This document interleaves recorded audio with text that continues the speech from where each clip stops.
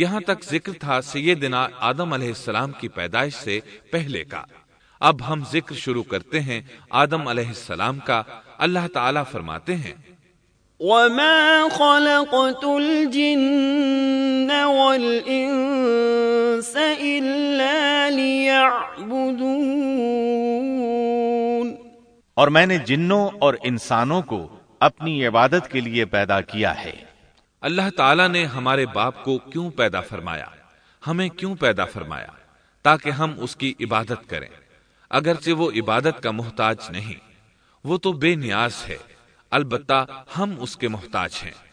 اس کے اسماء بہترین اور حسین ہیں، وہ عالی شان صفات کا مالک ہے۔ اس نے اپنے ناموں کے آثار ظاہر کرنے کے لیے مخلوق کو پیدا فرمایا، رحمت کے آثار، قدرت کے آثار، جبر اور طاقت کے آثار اور حکمت کے آثار ظاہر کرنے کے لیے مخلوقات کو پیدا فرمایا، ورنہ وہ کسی چیز کا محتاج نہیں۔ آدم علیہ السلام کی تخلیق سے پہلے ہی اس بارے میں اللہ تعالیٰ کا فرشتوں سے مکالمہ ہوا۔ اللہ تعالیٰ نے فرمایا وَإِذْ قَالَ رَبُّكَ لِلْمَلَائِكَةِ إِنِّي جَاعِلٌ فِي الْأَرْضِ خَلِيفَةً، اور جب تیرے رب نے فرشتوں سے کہا میں زمین میں ایک خلیفہ بنانے والا ہوں۔ خلیفہ سے مراد ہے نائب، اور یہ کہ اس کی نسل میں سے ہر ایک دوسرے کا خلیفہ ہوگا۔ جبکہ سیدنا ابو بکر صدیق رضی اللہ عنہ نبی اکرم صلی اللہ علیہ وسلم کے خلیفہ ہوئے، سو اللہ نے ایک خلیفہ بنانے کا ارادہ فرمایا جو زمین میں حکومت کرے اور اس کو آباد کرے۔ چنانچہ اللہ تعالیٰ نے فرمایا هُوَ أَنشَأَكُم مِّنَ الْأَرْضِ وَاسْتَعْمَرَكُمْ فِيهَا، اللہ تعالیٰ نے تمہیں زمین سے پیدا کیا اور اسی نے اس زمین میں تمہیں بسایا ہے۔ اللہ تعالیٰ کا ارادہ ہوا کہ زمین کو آباد کروائے، جبکہ جن اس قابل نہیں تھے، کیونکہ ان میں اس قدر عقل و دانش نہیں تھی کہ زمین کو پر رونق اور سرسبز و شاداب رکھ سکیں۔ علماء جنات کے بارے میں کہتے ہیں ان کا سب سے بڑا عقل مند جن انسانوں کے 10 سالہ بچے کے برابر عقل رکھتا ہے، اس لیے زمین کو آباد کرنے کی صلاحیت اللہ تعالیٰ نے انسان کو بخشی۔ اللہ نے انسان کو بہترین ڈھانچے اور حسین ترین شکل و صورت سے نوازا، پھر اپنی روح اس میں پھونکی۔ فرشتوں نے اس سے سوال کیا قالوا أتجعل فيها من يفسد فيها ويسفك الدماء ونحن نسبح بحمدك ونقدس لك قال إني أعلم ما لا تعلمون، ایسی مخلوق کو کیوں پیدا کرتا ہے جو زمین میں فساد کرے اور خون بہائے، اور ہم تیری تسبیح، حمد اور پاکیزگی بیان کرتے ہیں۔ اس کے جواب میں اللہ نے فرمایا جو میں جانتا ہوں تم نہیں جانتے۔ دراصل فرشتوں نے کسی طرح معلوم کر لیا تھا کہ آدم کی اولاد زمین میں فساد کرے گی، خون ریزی کرے گی، لیکن انہوں نے یہ بات اعتراض کے طور پر نہیں کہی تھی، کیونکہ ایسا اعتراض تو گناہ ہے، اور فرشتے پلک جھپکنے کے برابر اللہ کی معصیت اور نافرمانی نہیں کرتے، جیسا کہ ارشاد ہوتا ہے بل عباد مکرمون لا يسبقونه بالقول وهم بأمره يعملون، بلکہ وہ تو نہایت معزز عبادت گزار ہیں، کسی بات میں اللہ پر پیش دستی اور سبقت نہیں کرتے، اور اس کے حکم پر عمل کرتے ہیں۔ اسی طرح ارشاد ہوتا ہے لا يعصون الله ما أمرهم ويفعلون ما يؤمرون، اللہ کے حکم کی نافرمانی نہیں کرتے، بلکہ جو حکم دیا جائے بجا لاتے ہیں۔ اس لیے فرشتوں کا یہ پوچھنا وضاحت طلبی کے لیے تھا۔ وہ تو انسان کے پیدا کرنے کی وجہ پوچھ رہے تھے۔ وہ زمین میں جنات کے اعمال اور کرتوت کا مشاہدہ کر چکے تھے، یعنی اللہ تعالیٰ نے انہیں پیدا کر کے اختیار دیا تو وہ فتنہ و فساد اور فسق و فجور میں مبتلا ہو گئے، اور اب ایک اور مخلوق زمین میں بسائی جا رہی تھی، تو اس بات کا امکان تھا کہ یہ مخلوق بھی ان کے نقش قدم پر چلے۔ اس لیے فرشتوں نے تعجب اور حیرت کی بنا پر یہ سوال کیا تھا، اور پوچھنے کا مقصد یہ تھا کہ کیا یہ بھی جنوں کی طرح ہوں گے؟ اس طرح انہیں یہ خدشہ لاحق ہوا کہ شاید ان سے اللہ کی عبادت میں کوتاہی یا کمی واقع ہوئی ہے، جس کی وجہ سے اللہ کو نئی مخلوق پیدا کرنا پڑی۔ اس لیے ان کی بات میں یہ بھی تھا کہ ہم تیری حمد اور ثنا بیان کرتے ہیں۔ بہرحال ان کے سوال کے دو مقصد تھے۔ کیا یہ جنوں کی طرح فساد کرنے والی قوم ہے؟ کیا ہم سے تیری عبادت میں کوتاہی ہوئی ہے؟ اس پر اللہ تعالیٰ نے فرمایا، جو میں جانتا ہوں وہ تم نہیں جانتے۔ اس موقع پر فرشتوں کے ذہنوں میں ایک اور بات بھی آئی۔ وہ آپس میں کہنے لگے کہ اللہ تعالیٰ جو بھی مخلوق پیدا کرے گا وہ ہم سے زیادہ معزز اور عالم نہیں ہو سکتی۔ یعنی جب فرشتوں نے باقی مخلوقات کا جائزہ لیا، مثلا آسمان، زمین، پہاڑ، جن، چوپایوں وغیرہ کا، تو انہوں نے سوچا یہ ہم سے زیادہ مرتبے والی نہیں ہے، لہذا یہ مخلوق بھی پیدا ہو رہی ہے تو یہ ہم سے زیادہ مرتبہ نہیں رکھتی۔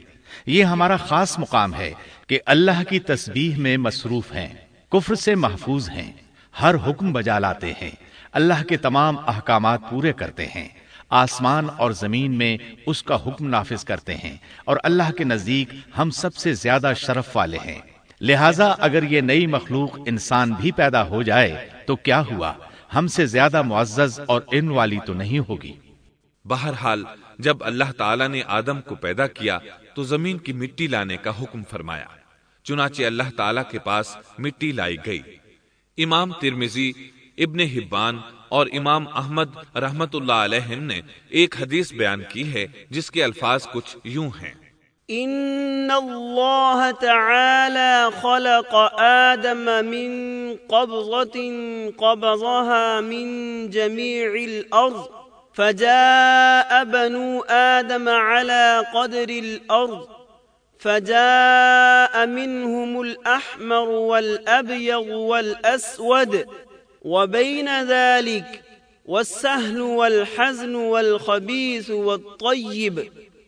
اللہ تعالیٰ نے آدم علیہ السلام کو مٹی کی ایک مٹھی سے پیدا فرمایا۔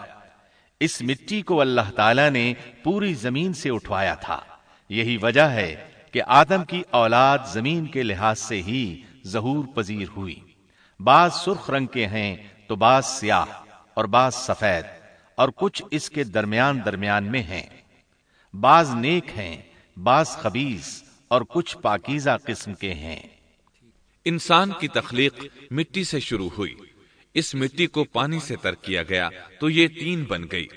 اسی وجہ سے قرآن مجید کی بعض آیات میں تراب کا لفظ آیا ہے۔ تراب خشک مٹی کو کہتے ہیں، اور بعض آیات میں تین کا لفظ آیا ہے۔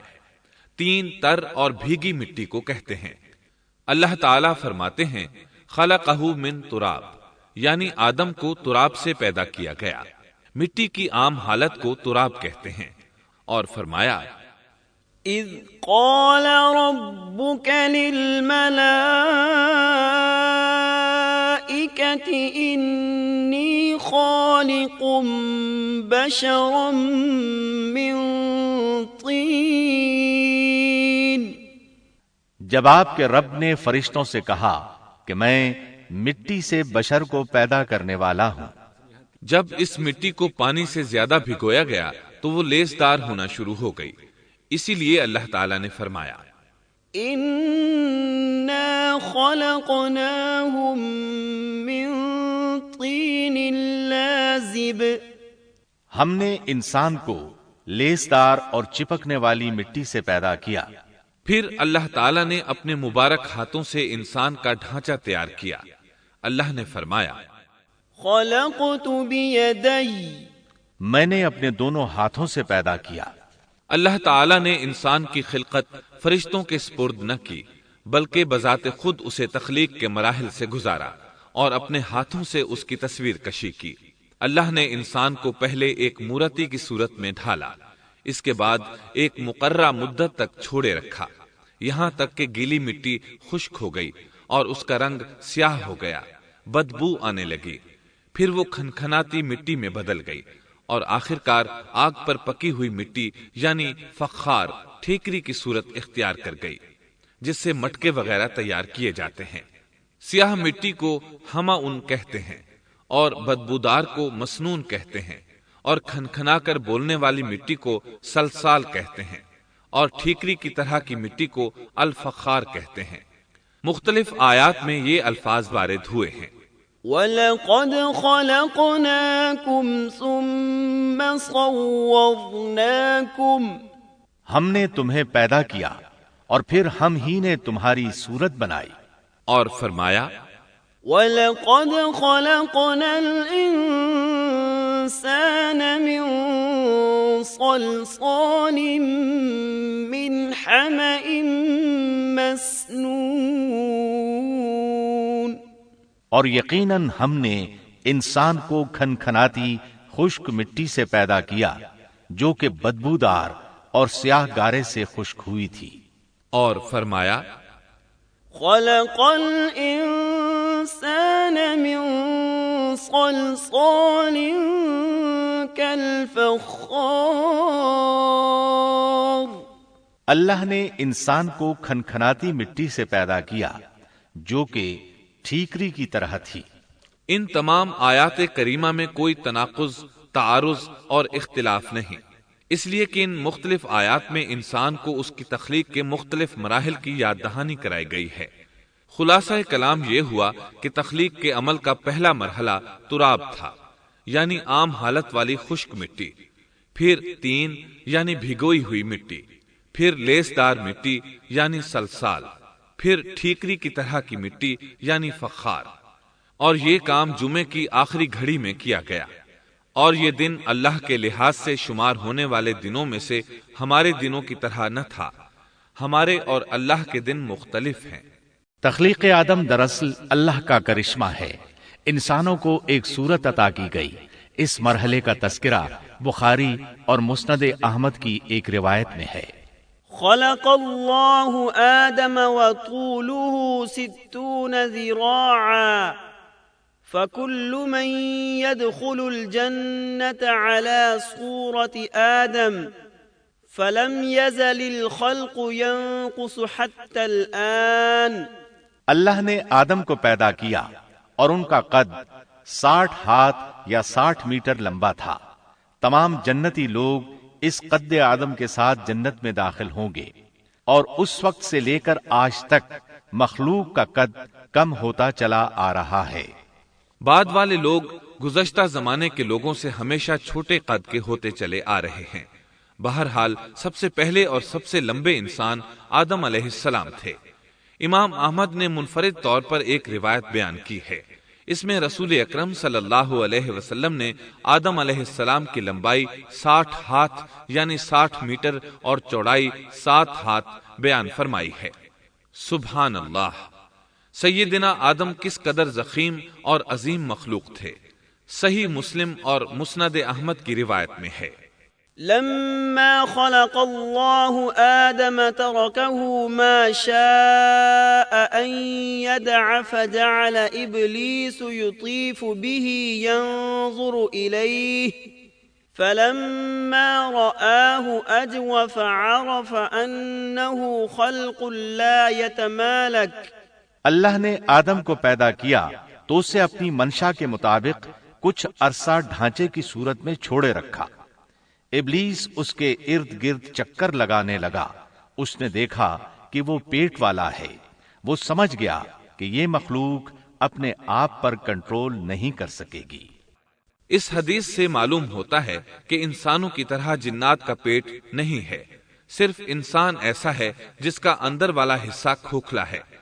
بہرحال اللہ نے انسان کو اس شکل و صورت میں پیدا فرمایا۔ احادیث مبارکہ میں آدم علیہ السلام اور ابلیس ملعون کا قصہ تفصیل سے بھی موجود ہے اور مختصر بھی۔ مثلا تفسیر تبری میں سیدنا عبداللہ بن عباس رضی اللہ عنہما سے روایت ہے، اللہ تعالیٰ نے آدم علیہ السلام کی مٹی کا حکم دیا، مٹی لائی گئی۔ اللہ تعالیٰ نے آدم علیہ السلام کو لیسدار اور بدبودار سیاہ مٹی سے پیدا فرمایا، اور یہ کام اللہ نے اپنے مبارک ہاتھوں سے کیا۔ آدم 40 راتیں مجسمے کی صورت میں پڑے رہے، جسم موجود تھا لیکن روح نہیں تھی۔ ابلیس آتا، اس ڈھانچے کو ٹھوکر لگاتا تو جسم سے ایسی آواز نکلتی جیسے خالی مٹکے پر ہاتھ مارنے سے نکلتی ہے۔ اسی لیے اللہ نے بھی فرمایا ہے کہ وہ کھنکھناتی مٹی سے پیدا کیے گئے۔ آدم علیہ السلام میں روح ڈالنے سے پہلے ایک مرتبہ فرشتوں کا ان کے پاس سے گزر ہوا تو وہ کچھ گھبرا سے گئے۔ ابلیس کو تو بہت زیادہ گھبراہٹ کا سامنا کرنا پڑا۔ وہ گزرتے ہوئے ٹھوکر مارتا اور کہتا، تجھے کسی خاص مقصد کے لیے پیدا کیا گیا ہے۔ یہ کہہ کر وہ آدم کے منہ میں داخل ہو جاتا اور کمر کے راستے باہر آ جاتا اور فرشتوں سے مخاطب ہو کر کہتا، اس سے گھبرانے کی کوئی ضرورت نہیں۔ اگر مجھے اس پر مسلط کر دیا گیا تو میں یقیناً اسے ہلاکت میں ڈال دوں گا، اور اگر اسے مجھ پر مسلط کر دیا گیا تو بلا شبہ میں اس کی نافرمانی کروں گا۔ اندازہ کیجئے وہ تعجب کر رہا ہے کہ انہیں کیوں پیدا کیا گیا ہے۔ اس کی آدم علیہ السلام سے دشمنی کس قدر پرانی ہے، گویا ابتدا ہی سے یہ عداوت پر ڈٹ گیا تھا۔ بہرحال اللہ نے آدم میں روح پھونکی۔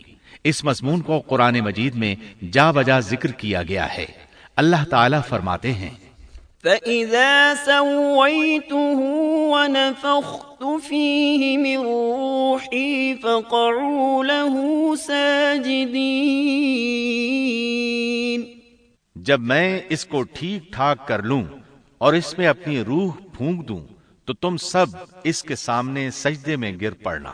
ایک اور جگہ فرمایا، ان مثل عیسیٰ عند اللہ کمثل آدم خلقه من تراب ثم قال له كن فيكون۔